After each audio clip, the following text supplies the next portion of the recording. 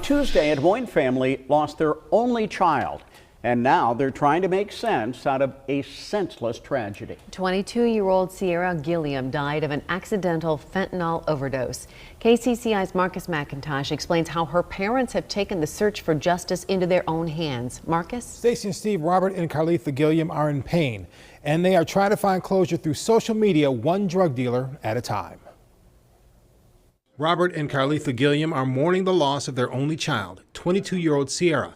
She died Tuesday, August 23rd. The preliminary investigation, it looked like a accidental overdose of fentanyl. Though in pain, feeling like they are holding their breath, the Gilliams want justice. Take it to Facebook to first offer $10,000. Then $20,000, now $30,000 to whomever can identify by name, address, and phone number the person who sold Sierra the drugs that took her life. If we could save just one life, or take one dealer off the street, or make an impact in someone's life to stop what's going on, then we're going to do that. Many other families are going to suffer if something's not done. They admit their daughter had substance abuse issues. They will live with that every day.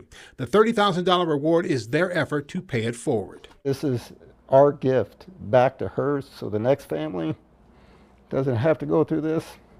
The Gilliams make it clear this is not about revenge. It is about legal justice, a way for them and others to exhale. Families are tired of losing their kids. Families are tired of using their mothers, fathers, uncles, cousins. For now, the Gilliams hold on to each other and memories of Sierra. She was my heart, my soul.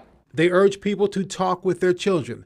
Let them know they are loved, because there is no guarantee there will be a tomorrow. You don't know that one day that they're not going to be there.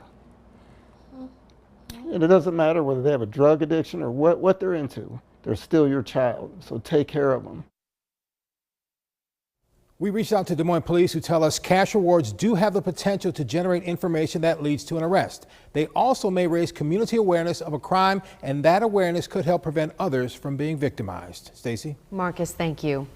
The Iowa Attorney General's office says back in 2011, only 4% of Iowa's overdose deaths involved fentanyl. By 2019, that number grew to 53%. Back in July, Governor Reynolds laid out her plan to fight fentanyl abuse in Iowa. She promised a multimedia campaign to warn about the dangers of fentanyl. She also urged President Biden to do more to secure the U.S.-Mexico border, where she says many drugs are coming from. Attorney General Tom Miller is pushing the state legislature to do more to prevent fentanyl abuse in Iowa, specifically by legalizing fentanyl test strips. The strips allow anyone to test a substance for this deadly drug. If you or someone you know is dealing with drug addiction, help is available. You can call Your Life Iowa at the number on your screen right now.